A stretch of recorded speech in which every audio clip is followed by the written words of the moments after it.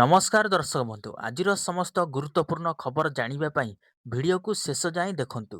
ଓଡ଼ିଶାର ଏମିତି ପ୍ରତିଟି ତାଜା ଅପଡେଟ୍ ସବୁଠାରୁ ଆଗେ ପାଇବା ପାଇଁ ଆମ ଚ୍ୟାନେଲ ONO ଅର୍ଥାତ୍ ଓଡ଼ିଆ ନ୍ୟୁଜ୍ ଅର୍ବିଟକୁ ଏବେ ହିଁ ସବସ୍କ୍ରାଇବ୍ କରି ବେଲ୍ ଆଇକନକୁ ଦବାନ୍ତୁ। ଏମିତି ଖବର ଗୁଡ଼ିକ ରହିଛି ଯାହା ଆପଣ ଜାଣିବା ନିହାତି ଜରୁରୀ। ଚାଲନ୍ତୁ ଡେରି ନକରି ଆଜିର ମୁଖ୍ୟ ଖବର ଉପରେ ନଜର ପକାଇବା। ଓଡ଼ିଶାରେ ଏବେ ପାଣିପାଗର ଏକ ଅଜବ ଖେଳ ଦେଖିବାକୁ ମିଳୁଛି। ଦିନରେ ପ୍ରଚଣ୍ଡ ତାପରେ ଜନଜୀବନ ଅସ୍ତବ୍ୟସ୍ତ ହେଉଥିବା ବେଳେ ସନ୍ଧ୍ୟାବେଳେ କାଳବୈଶାଖୀର କରାଳ ରୂପ ଦେଖିବାକୁ ମିଳୁଛି। ପାଣିପାଗ ବିଭାଗର ସୂଚନା ଅନୁଯାୟୀ ଆସନ୍ତା 2 ଦିନ ମଧ୍ୟରେ ପଶ୍ଚିମ ଓଡ଼ିଶାର ଝାରସୁଗୁଡ଼ା, ଟିଟିଲାଗଡ଼ ଓ ସମ୍ବଲପୁର ଭଳି ସହରରେ ପାରଦ 40 ଡିଗ୍ରୀ ଛୁଇଁବାର ସମ୍ଭାବନା ରହିଛି। ଅନ୍ୟପଟେ ରାଜ୍ୟ ଉପରେ ଏକ ଘୂର୍ଣ୍ଣିବଳୟ ସକ୍ରିୟ ଥିବାରୁ ଆସନ୍ତା 7 ଦିନ ପର୍ଯ୍ୟନ୍ତ ବିଭିନ୍ନ ଜିଲ୍ଲାରେ ବଜ୍ରପାତ ସହ କୁଆପଥର ବର୍ଷା ହୋଇପାରେ। ବିଶେଷ କରି 23ଟି ଜିଲ୍ଲାରେ 50ରୁ 60 କିଲୋମିଟର ବେଗରେ ପବନ ବହିବା ସହ ପ୍ରବଳ ଝଡ଼ ବର୍ଷା ନେଇ ୟେଲୋ ୱାର୍ଣ୍ଣିଂ ଜାରି କରାଯାଇଛି। ମୟୂରଭଞ୍ଜ, ମାଲକାନଗିରି ପର୍ଯ୍ୟନ୍ତ ବିଜୁଳି ଓ ଘଡ଼ଘଡ଼ି ଆଶଙ୍କା ଥିବାରୁ ଲୋକଙ୍କୁ ସତର୍କ ରହିବାକୁ ପରାମର୍ଶ ଦିଆଯାଇଛି। ଖରା ସାଙ୍ଗକୁ ଏହି ଅଦିନିଆ ବର୍ଷା ଚାଷୀଙ୍କ ଚିନ୍ତା ବଢ଼ାଇଥିବା ବେଳେ ପାଣିପାଗର ଏହି ପରିବର୍ତ୍ତନ ଉପରେ ନଜର ରଖିବା ନିହାତି ଜରୁରୀ। ଓଡ଼ିଶା ସରକାର ଆଗାମୀ 3 ବର୍ଷ ପାଇଁ ନୂଆ ଅବକାରୀ ନୀତି ଘୋଷଣା କରିଛନ୍ତି। ଏପ୍ରିଲ 1 ତାରିଖରୁ ଲାଗୁ ହେବାକୁ ଥିବା ଏହି ନୂଆ ନିୟମ ଅନୁସାରେ ରାଜ୍ୟରେ ଆଉ କୌଣସି ନୂଆ ମଦ ଦୋକାନ ଖୋଲିବ ନାହିଁ। ଅବକାରୀ ମନ୍ତ୍ରୀ ପୃଥ୍ୱୀରାଜ ହରିଚନ୍ଦନଙ୍କ ସୂଚନା ଅନୁଯାୟୀ ଏପ୍ରିଲ ମାସରେ ଜିଲ୍ଲାପାଳଙ୍କ ଉପସ୍ଥିତିରେ ମଦ ଦୋକାନ ପାଇଁ ସ୍ୱଚ୍ଛ ଲଟେରୀ ପ୍ରକ୍ରିୟା କରାଯିବ। ବିଶେଷ କରି ମଦର ହୋମ୍ ଡେଲିଭରି ବ୍ୟବସ୍ଥାକୁ ସମ୍ପୂର୍ଣ୍ଣ ବନ୍ଦ କରାଯାଇଥିବା ବେଳେ ପୁରୀ ବଡ଼ଦାଣ୍ଡରେ ମଧ୍ୟ ମଦ ବିକ୍ରି ଉପରେ କଟକଣା କରାଯାଇଛି। ନିଶାମୁକ୍ତି ପାଇଁ ସରକାର ପ୍ରଥମ ଥର ପାଇଁ ଡି ଆଡିକ୍ସନ ସେସ୍ ଲାଗୁ କରିଛନ୍ତି, ଯାହା ଫଳରେ ମଦ ଦର ସାମାନ୍ୟ ବୃଦ୍ଧି ପାଇବ। ଏହାସହ MGQ ବଦଳରେ ୟୁପି ଢାଞ୍ଚାରେ MGER ପ୍ରଣାଳୀ ଅପଣାଯାଇଛି। ସମସ୍ତ ମଦ ଦୋକାନ ଓ ୟୁନିଟ୍ରେ CCTV ଲଗାଇବା ବାଧ୍ୟତାମୂଳକ କରାଯାଇଛି, ଯାହାଦ୍ୱାରା ପ୍ରତ୍ୟେକ ବୋତଲରୁ ଟ୍ରାକ୍ କରାଯାଇପାରିବ। ସରକାରଙ୍କ ଏହି କଡ଼ା ନିୟମ ଅବକାରୀ ରାଜସ୍ୱ ସୁରକ୍ଷିତ କରିବା ସହ ନିଶାମୁକ୍ତ ଓଡ଼ିଶା ଗଠନରେ ସହାୟକ ହେବ। ମଧ୍ୟପ୍ରାଚ୍ୟରେ ଜାରି ରହିଥିବା ଭୟଙ୍କର ଅଶାନ୍ତିର ନିଆଁ ଏବେ ଭାରତର ଶକ୍ତି ସୁରକ୍ଷା ଉପରେ ପ୍ରଭାବ ପକାଇଛି। ରୟଟର୍ସର ରିପୋର୍ଟ ଅନୁସାରେ କେନ୍ଦ୍ର ସରକାର ସମସ୍ତ ତୈଳ ଓ ଗ୍ୟାସ୍ କମ୍ପାନୀଗୁଡ଼ିକୁ ରୁଷିଆରୁ LNG କିଣିବା ପାଇଁ ପ୍ରସ୍ତୁତ ରହିବାକୁ ସ୍ପଷ୍ଟ ନିର୍ଦ୍ଦେଶ ଦେଇଛନ୍ତି। ୟୁକ୍ରେନ୍ ଯୁଦ୍ଧ ପରଠାରୁ ଏହା ଭାରତର ସବୁଠାରୁ ଗୁରୁତ୍ୱପୂର୍ଣ୍ଣ ରଣନୀତିକ ପରିବର୍ତ୍ତନ ବୋଲି କୁହାଯାଉଛି। ମଧ୍ୟପ୍ରାଚ୍ୟର ଅସ୍ଥିରତା ଯୋଗୁଁ ବିଶ୍ୱର ସମସ୍ତ ରାଷ୍ଟ୍ର ଏବେ ବିକଳ୍ପ ଉତ୍ସ ଖୋଜୁଥିବା ବେଳେ ଭାରତ ଆଉ କୌଣସି ରିସ୍କ ନେବାକୁ ଚାହୁଁନାହିଁ। ଯଦିଓ ବର୍ତ୍ତମାନ ହରମୁଜ ପ୍ରଣାଳୀ ଦେଇ ଭାରତୀୟ ଜାହାଜଗୁଡ଼ିକ ପାଇଁ ମୁକ୍ତ ପାସ୍ ରହିଛି, ତଥାପି ଭବିଷ୍ୟତର ଗ୍ୟାସ୍ ସଂକଟକୁ ଏଡ଼ାଇବା ପାଇଁ ସରକାର ଏହି ବଡ଼ ପଦକ୍ଷେପ ନେଇଛନ୍ତି। ରୁଷିଆରୁ ଏହି ଆମଦାନୀ ଭାରତର ରୋଷେଇ ଘରଠାରୁ ଆରମ୍ଭ କରି କାରଖାନା ପର୍ଯ୍ୟନ୍ତ ଶକ୍ତି ଯୋଗାଣକୁ ସୁନିଶ୍ଚିତ କରିବ। ଏହି ନିଷ୍ପତ୍ତି ବିଶ୍ୱ ରାଜନୀତିରେ ଭାରତର ସ୍ୱାଧୀନ ବିଦେଶ ନୀତିକୁ ପୁଣି ଥରେ ପ୍ରମାଣିତ କରିଛି। ଆଜି ସୁନା ଓ ରୂପା ବଜାରରେ ଏକ ବଡ଼ ଧରଣର ପରିବର୍ତ୍ତନ ଦେଖିବାକୁ ମିଳିଛି। ଯଦିଓ ସୁନା ଦରରେ ସାମାନ୍ୟ ବୃଦ୍ଧି ଘଟିଛି, କିନ୍ତୁ ରୂପା ମୂଲ୍ୟରେ ଏକ ବଡ଼ ହ୍ରାସ ପରିଲକ୍ଷିତ ହୋଇଛି। ଆଜି 24 କ୍ୟାରେଟ୍ ସୁନା 10 ଗ୍ରାମ ପିଛା 160 ଟଙ୍କା ବଢ଼ି 1,44,710 ଟଙ୍କାରେ ପହଞ୍ଚିଛି। ସେହିପରି 22 କ୍ୟାରେଟ୍ ସୁନା 150 ଟଙ୍କା ବଢ଼ି 1,32,650 ଟଙ୍କା ଏବଂ 18 କ୍ୟାରେଟ୍ ସୁନା 1,08,530 ଟଙ୍କା ରହିଛି। ଅନ୍ୟପକ୍ଷରେ ରୂପା କିଣିବାକୁ ଚାହୁଁଥିବା ଗ୍ରାହକଙ୍କ ପାଇଁ ଏକ ଖୁସି ଖବର ଆସିଛି। ରୂପା କେଜି ପିଛା ଗୋଟିଏ ଦିନରେ 15,000 ଟଙ୍କା କମିଛି। ଗତକାଲି ରୂପା ଦର 2,60,000 ଟଙ୍କା ଥିବା ବେଳେ ଆଜି ଏହା 2,45,000 ଟଙ୍କାକୁ ଖସି ଆସିଛି। ସୁନା ଦର ସ୍ଥିର ରହୁଥିବା ବେଳେ ରୂପା ମୂଲ୍ୟରେ ଏହି ବଡ଼ ହ୍ରାସ ବଜାରରେ ଏକ ବଡ଼ ହଇଚଇ ସୃଷ୍ଟି କରିଛି। ତେଣୁ ଗହଣା କିଣିବା ପୂର୍ବରୁ ଆଜିର ଏହି ନୂଆ ଦର ଉପରେ ନିଶ୍ଚିତ ନଜର ରଖନ୍ତୁ। ଦେଶର ଲକ୍ଷ ଲକ୍ଷ ରାସନ କାର୍ଡଧାରୀଙ୍କ ପାଇଁ ସରକାର ଏକ ବଡ଼ ଉପହାର ନେଇ ଆସିଛନ୍ତି। ବଢୁଥିବା ମୁଦ୍ରାସ୍ଫୀତି ଏବଂ ଚାଷୀଙ୍କ ସୁବିଧାକୁ ଦୃଷ୍ଟିରେ ରଖି ଏପ୍ରିଲ ମାସରେ ହିଁ ଆଗାମୀ 3 ମାସର ରାସନ ଏକା ସାଥିରେ ପ୍ରଦାନ କରାଯିବ। ଅର୍ଥାତ୍ ଏପ୍ରିଲ, ମେ ଏବଂ ଜୁନ୍ ମାସ ପାଇଁ ହିତାଧିକାରୀମାନେ ଏକାଥରେ ନିଜର ଚାଉଳ ଓ ଗହମ ସଂଗ୍ରହ କରିପାରିବେ।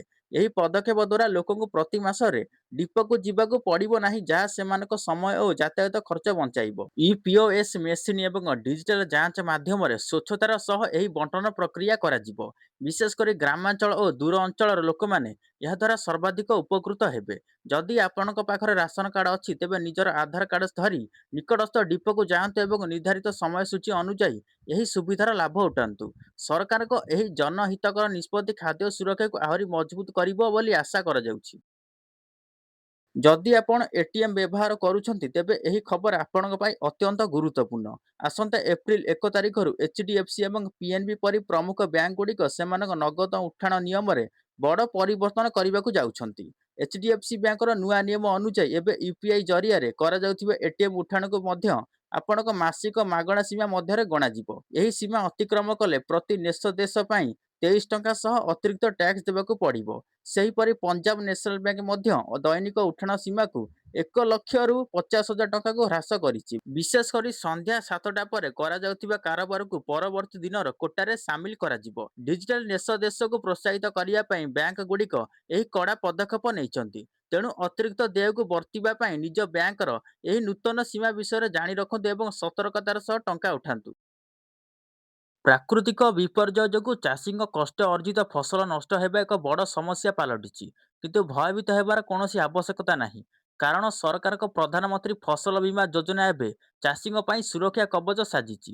ଏହି ଯୋଜନାରେ ଅତି କମ୍‌ରେ ପ୍ରିମିୟମ୍ ଦେଇ ଚାଷୀମାନେ ନିଜ ଫସଲକୁ ସୁରକ୍ଷିତ କରିପାରିବେ। ଫସଲ ବୁଣିବାର 10 ଦିନ ମଧ୍ୟରେ ଆବେଦନ କରିବା ବାଧ୍ୟତାମୂଳକ। ଯଦି ବର୍ଷା କିମ୍ବା କୁଆପଥର ମାଡ଼ରେ ଫସଲ ନଷ୍ଟ ହୁଏ, ତେବେ 72 ଘଣ୍ଟା ମଧ୍ୟରେ ବୀମା କମ୍ପାନୀକୁ ସୂଚନା ଦିଅନ୍ତୁ। ଅଧିକାରୀମାନେ କ୍ଷୟକ୍ଷତିର ଆକଳନ କରିବା ପରେ କ୍ଷତିପୂରଣ ରାଶି ସିଧାସଳଖ ଆପଣଙ୍କ ବ୍ୟାଙ୍କ ଆକାଉଣ୍ଟକୁ ପଠାଯିବ।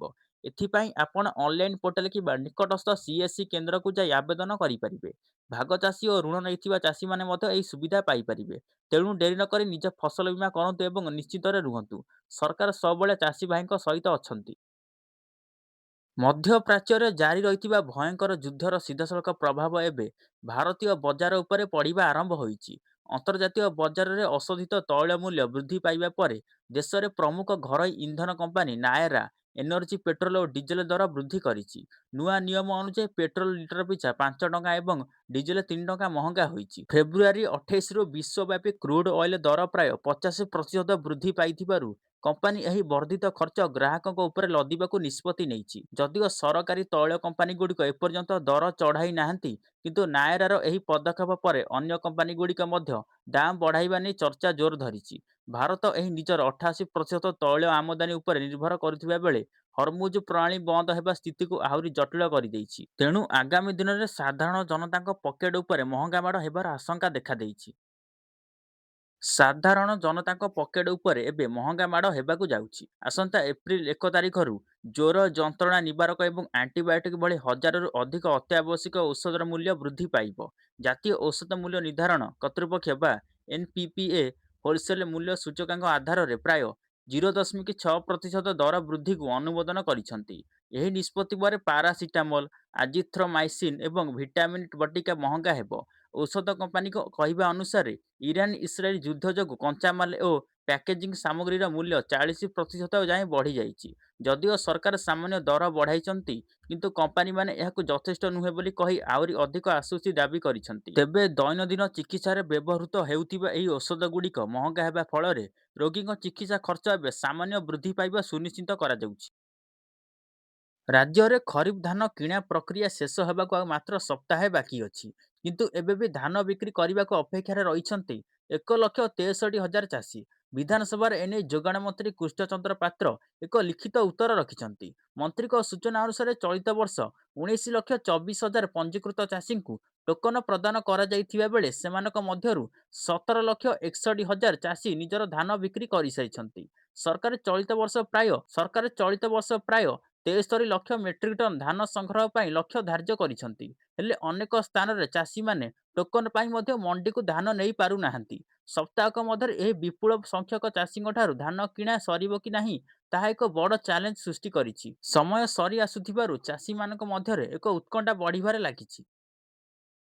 ଯଦି ଆପଣ ବାରମ୍ବାର ନିଜର ୟୁପିଆଇ ପିନ୍ ଭୁଲି ଯାଉଛନ୍ତି, ତେବେ ଭୀମ୍ ଆପଣଙ୍କ ପାଇଁ ଆଣିଛି ଏକ ଚମତ୍କାର ଫିଚର। ଏବେ ଟଙ୍କା ଉଠାଇବା ପାଇଁ ଆପଣଙ୍କୁ ଆଉ ପିନ୍ ଟାଇପ୍ କରିବାକୁ ପଡ଼ିବ ନାହିଁ। କେବଳ ଫୋନ୍‌ର ଫିଙ୍ଗରପ୍ରିଣ୍ଟ କିମ୍ବା ଫେସ୍ ଲକ୍ ବ୍ୟବହାର କରି ଆପଣ 5,000 ଟଙ୍କା ପର୍ଯ୍ୟନ୍ତ କାରବାର କରିପାରିବେ।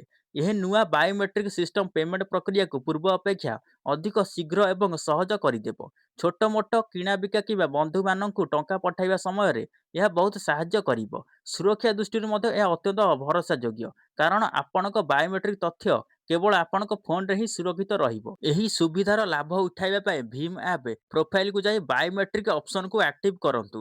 ମନେ ରଖନ୍ତୁ, 5,000ରୁ ଅଧିକ ଟଙ୍କା ଉଠାଇବା ପାଇଁ ପୂର୍ବ ଭଳି ପିନ୍ ଆବଶ୍ୟକ ହେବ। ତେଣୁ ଡିଜିଟାଲ ପେମେଣ୍ଟକୁ ଏବେ କରନ୍ତୁ ଆହୁରି ସ୍ମାର୍ଟ ଏବଂ ସହଜ। ମଧ୍ୟପ୍ରାଚ୍ୟରେ ଚାଲିଥିବା ସଂଘର୍ଷ ମଧ୍ୟରେ ଏବେ ଗ୍ୟାସ୍ ସିଲିଣ୍ଡର ବୁକିଂ ନିୟମକୁ ନେଇ ସୋସିଆଲ ମିଡିଆରେ ଏକ ବଡ଼ ଗୁଜବ ପ୍ରସାରିତ ହେଉଛି। କୁହାଯାଉଥିଲା ଯେ ଉଜ୍ଜ୍ୱଳା ଯୋଜନା ଓ ସାଧାରଣ ଗ୍ରାହକଙ୍କ ପାଇଁ ସିଲିଣ୍ଡର ରିଫିଲ୍ ସମୟସୀମା ବଦଳିଛି। ତେବେ ପେଟ୍ରୋଲିୟମ ମନ୍ତ୍ରାଳୟ ଏହି ଖବରକୁ ସମ୍ପୂର୍ଣ୍ଣ ଭିତ୍ତିହୀନ ବୋଲି କହିବା ସହ ସ୍ପଷ୍ଟ କରିଛି ଯେ ବୁକିଂ ନିୟମରେ କୌଣସି ପରିବର୍ତ୍ତନ କରାଯାଇ ନାହିଁ।